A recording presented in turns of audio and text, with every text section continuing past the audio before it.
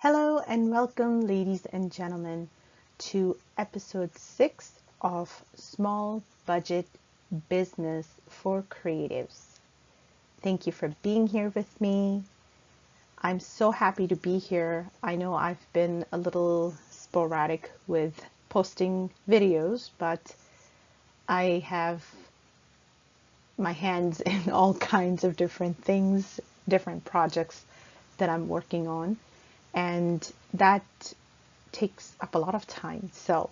But I'm glad to be here, and I want to talk to you today about something actually related to what I just said.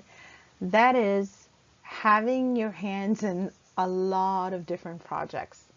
So if you're a creative person, chances are that you're interested in more than one thing. In other words, you could be like me. You could be someone who loves to paint, someone who loves to make handmade journals. You could be someone who loves to write. You could be someone who loves to run a small business, talk about entrepreneurship, and so many other things. That is actually a great thing, in my opinion. But unfortunately, it is also something that has been frowned upon as far as at least my personal experience is concerned. I've had a lot of people over the years say to me things like, oh, so are you an artist or are you a writer? Are you a historian? Are you a handmade journal designer? What exactly is it that you do? And of course, a lot of professionals have also given their advice, which I'm thankful for, such as, you really need to just focus on one thing. Because if you do more than one thing, you can confuse your potential customers, and that can decrease your sales, that can leave people wondering what's going on with you, and so on and so forth. So for the longest time, I actually really struggled with this one thing. I can tell you I spent years trying to figure out, okay, what is it that I'm doing and who exactly am I? Should I focus on doing research as an historian and writing about my research? Or should I focus on working on my art? Or should I focus on working on my craft? And honestly, I am being honest. There were days when I actually got very disturbed because starting out, a lot of you who are following me and my work may know that I am a self-taught artist. So that right there is already a challenge. When you're not a mainstream artist, when you're on top of that a self-taught artist, that in itself can present a lot of challenges, trying to get your work out there, trying to get some recognition for your work, trying to be able to build a business around that. And on top of that, if you have multiple things that you're interested in and that you're doing and you're equally passionate about, then that can be even more detrimental. But I want to encourage you to not let the world stop you, and not let the naysayers stop you, and not let any kind of negativity that's coming towards you in the form of discouragement or expert advice or whatever you want to call it stop you from being who you are. Fortunately, we live in a time where we don't have to be subjected to a particular box and live our lives in that box. And I will say, I will mention this actually, this is not just true of us today. So for example, if we go back to the High Renaissance and we look at my favorite, Michelangelo. Michelangelo was a man who was multi-talented. He was an Italian sculptor. He was a muralist. He was a painter, an artist. He was an architect, and he was a poet, amongst other things. So here is a man who is celebrated as one of the greatest master artists, we don't really look at him and say, well, what was he? Was he an artist? Was he a sculptor? Was he an architect? What was it exactly that he did? Because we know who Michelangelo was. Why do we know that? We know that not because he fit into any perfect category or a box. He did multiple things, multiple professions, had multiple interests, and he pursued them all.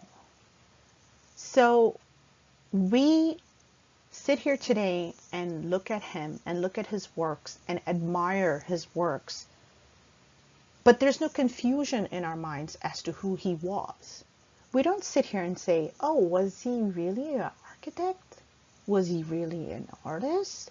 We know he was those things. He was both of those things and all the other things. And he enjoyed them and he was passionate about those things. Some things maybe not as much, okay? Because, for example, when he was painting the Sistine Chapel, that was not really a very joyful moment in his life. But when he was creating the statue of David, the masterpiece, that was a work in perfection for him. So he himself wanted to be remembered as a sculptor, not an artist as much. Yet we do know of his artwork. We know of those beautiful murals that he painted. And even though quite a few of them are chipping and peeling, we love them because they're masterworks. So we don't have a lot of people today sitting there questioning about Michelangelo's identity. Most of us know who he was, and most of us admire him for his works. There might be poets who just love his poetry. There might be architects who love his work within their industry, within their field of architecture. But yet each one of us creative people have been able to find some source of joy, some source of inspiration in one man who had a passion for many different things. So, okay, you may be thinking I'm giving you a history lecture here or art history lecture here, but my intent is simply to say this. Don't let other people define who you are. Don't let people put you into a box because it works for them and that's how they understand who you are and what you're all about. You are an individual, and if you have multiple interests and multiple things that you're passionate about, pursue them. Pursue them all wholeheartedly with that passion that you have, with that energy that you have. Because you are what you're creating. It's a part of you. If it's something that you're living, breathing, eating, sleeping, thinking about all the time, that's your passion. And it could be more than just drawing. It could be music. It could be singing. It could be dancing. It could be any number of those things. You are a creative. This is why actually, I don't know if you noticed this or not, but across the board, I have decided to use the title of creative and motivational storyteller. I decided to change all my titles from historian and artist and designer and entrepreneur. Why? Because I am all of those things. And yet I wanted to condense my title into something that is easily understandable. And that's what I hope I've achieved in the title that I came up with. I am a creative, and I hope that the stories that I tell, whether they're through the portraits that I paint or through the writings that I do, those stories are motivational for people like you and me. Because my objective with my work, whatever it is to create something meaningful, something that is of value. And I don't just mean monetary value. I mean actually heart-touching, soul-changing value. I want to share that with you. And I hope that it will motivate you to share your own works that you have created, so that hopefully that can motivate others around you. Because we creative people, that's what we do. That's why we are called creatives. So, a little bit of history of Michelangelo on this one, and a little bit of history of how my own work, my own value, my own brand, if you will, has grown. And I hope that it is something that you all can find useful and encouraging, because the worst thing that can happen to someone who is working in a creative field, any field for that matter, but especially since I'm talking to people like me, is to get disappointed and discouraged because they're being bombarded with this negative energy and negativity around them, that they're not good enough because they don't know what they're doing, or they're doing too many things and they need to fit a certain criteria in order for them to get any level of success or any level of credibility with their works. That is not true, you guys. You can paint and you can sing, you can draw and you can construct the blueprint of a fine building. It's okay to be you. It's totally okay to love your work, to create your work. If it's multiple works, multiple fields, multiple industries. There used to be an old saying, jack of all trades and master of none. That is not true. I mean, if anything, we can even look at Da Vinci. We can look at any number of different artists. I'm just talking about the high Renaissance because I happen to love that period, and of course Michelangelo is my favorite. However, there are a number of other creative folks walking around even today who are doing multiple things. So please don't be discouraged. Know that you're not alone. Know that you're not strange or there's something weird that you're doing because you happen to be passionate about multiple things and you want to create multiple things. It's totally okay to do that. Now, before I close this session, I just wanted to give you some pointers that hopefully will help you along the way if you are confused, or if you're feeling let down, or if you're feeling like, gosh, I don't know what I should pursue. How should I represent myself out there in the world so people are not getting confused with my work, and so on and so forth. So one thing you can do is to go over these 6 steps, which will hopefully help you to get to where you want to go. First, write down all of the things that you're interested in, all of the things that you're passionate about.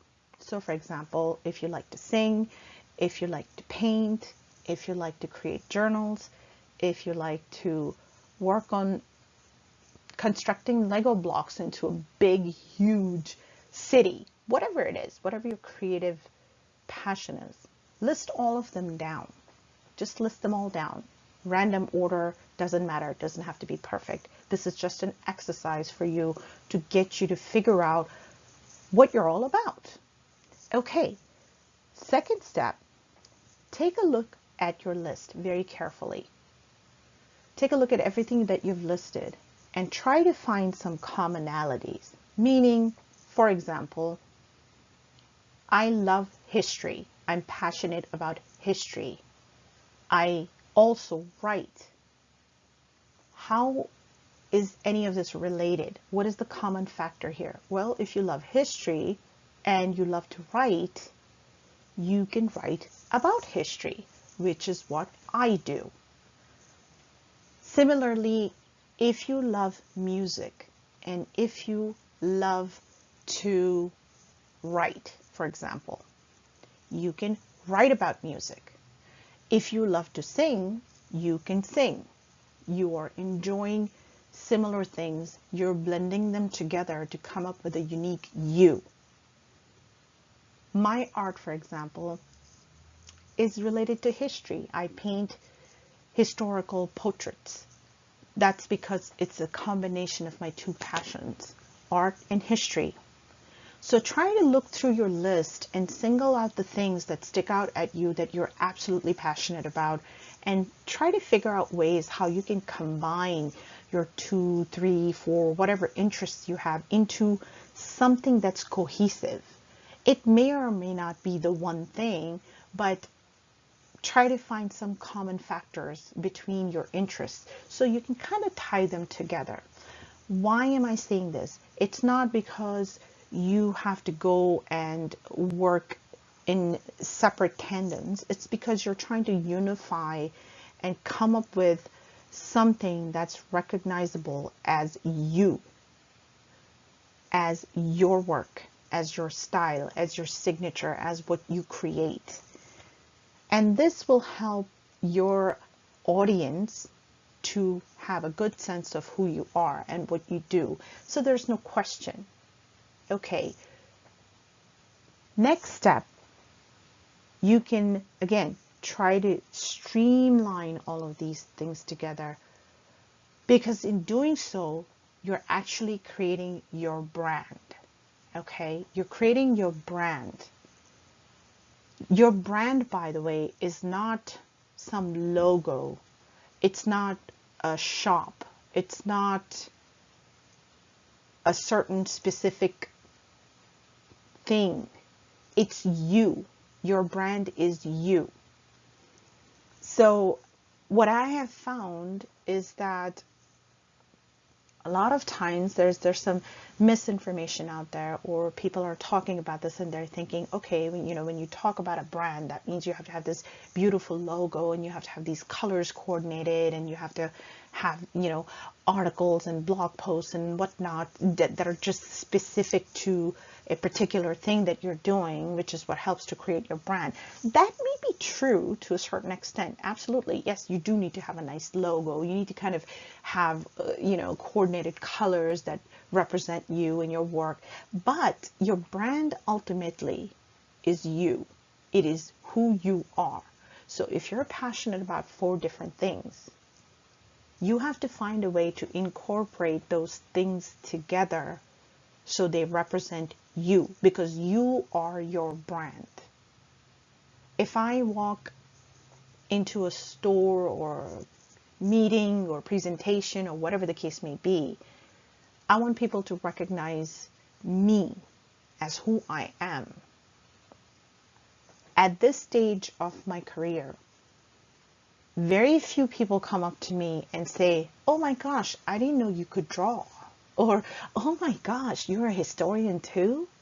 Oh my gosh, I didn't realize that you have this brand new home decor business going, because, you're creating all these materials with fabric and wood and paper, and I had no idea. That's because I have presented myself as my brand, because I am my brand.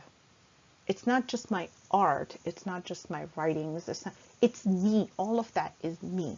So what you want to do is you want to sit down and try to figure out what are the things that you're interested in, not just interested, but actually passionate about.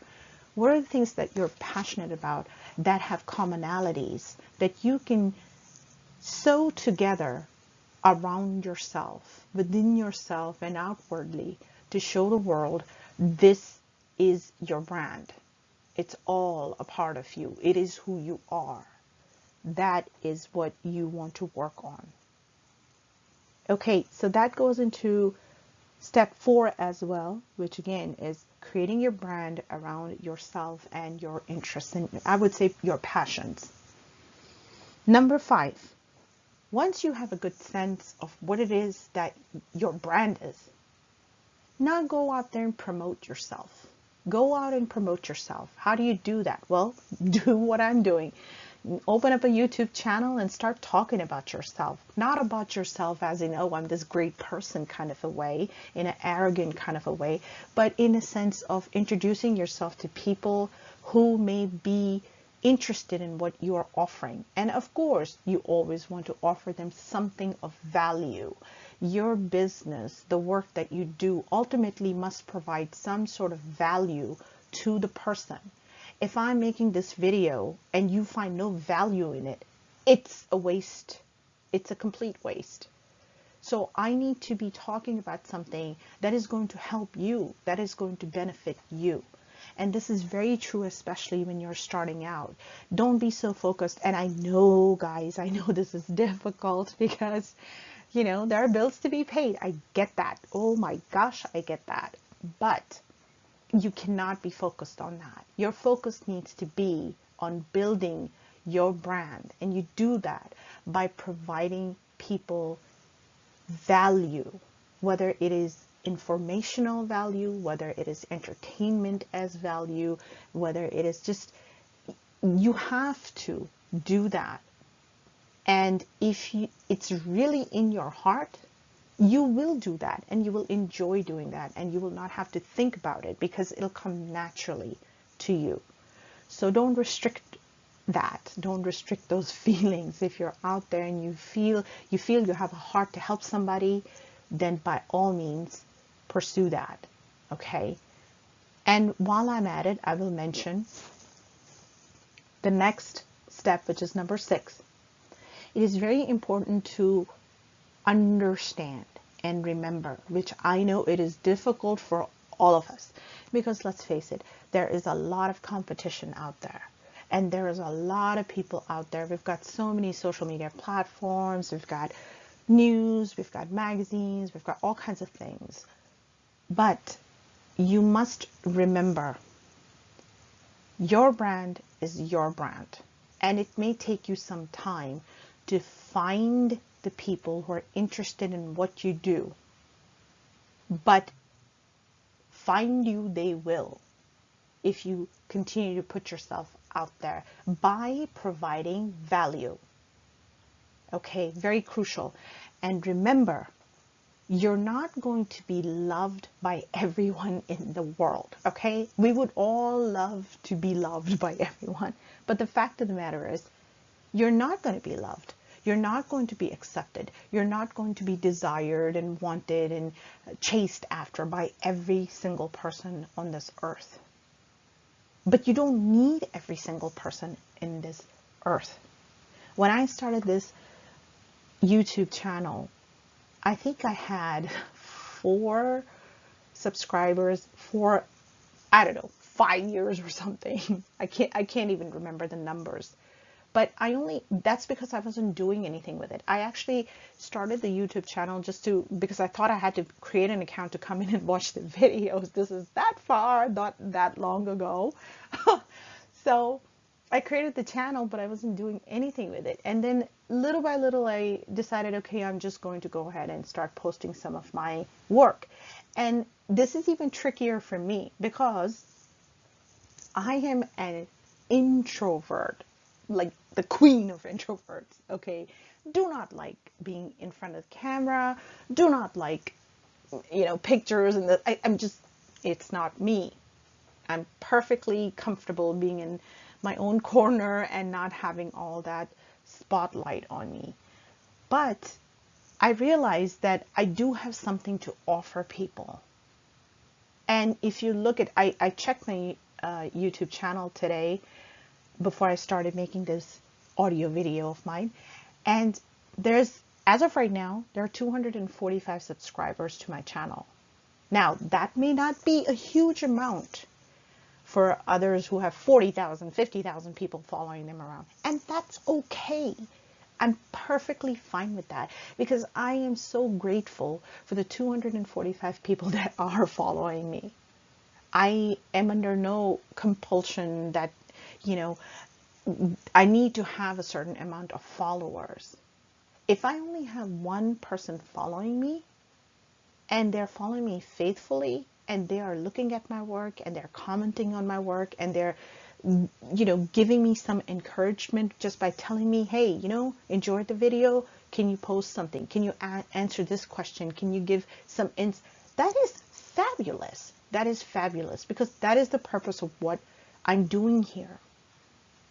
It would be great to grow the followers, but the point I'm making is if you don't have a bazillion followers, that's totally fine, because a handful of followers who are faithful to your brand, who are faithful to your vision, who are faithful to you, are so much greater than having a plethora of followers who never even look at your stuff. They may have just accidentally subscribed without realizing, or they may just have subscribed because they found one video that was great and then they just never come back. So you're not going to find everybody who's going to like what you have to offer, but you're not doing what you're doing for everybody. You're doing it for that one person who's listening to you, who's watching your stuff, who's buying your stuff, who's supporting you, encouraging you, reading your newsletters and writing back to you and saying thank you, or can you explain this some more? That one person is the only person you need to focus on. If that grows to 2 people, fantastic. 4, 5, 10, 100, God bless you. But don't focus in on these numbers and these likes and these impressions and go crazy. Social media is there to help build your brand, to bring you to the whole world. But it's not something that your entire focus should be on. If you find yourself going crazy because you're constantly looking at the numbers and you're not creating anymore, you're doing it wrong. You're absolutely doing it wrong. So don't make that mistake. Okay? I saw 245 subscribers today. If I wake up tomorrow, it could just be 100. Maybe 145 people will drop my channel after listening to this video. But I cannot work on that. I cannot create and produce and be creative and energized and full of spirit and wanting to share my work and wanting to share my experiences with you guys who are those part of those 100 sticking with me. You deserve my attention. You deserve my respect. You deserve my love and consideration, and you deserve my attention. So for people who join me, I'm deeply grateful for you. If you're leaving me, that's okay too. Best wishes to you. But I'm going to keep creating my content, whether it's through YouTube, whether it's through my writings, whether it is through my art, whether it's through my journals, whether it's whatever, my products for my new business, whatever gives me joy, because we all only have one life to live. That is the honest to God truth. We only have one life to live. We can either sit there and spend it chasing after things that may give us momentary pleasure, momentary recognition, and then we're just down in the dumps again. Or we can build something that gives us joy. It gives us satisfaction. It makes us feel proud of what we're creating. So stop chasing the numbers. Just chase your dreams instead. Don't give up on your dreams for how many people love you and how many people admire you. Don't get caught up in that. Respect yourself. RESPCT. Okay, sorry, I sing horribly, so I'll stop there. But respect yourself. You guys, respect yourself.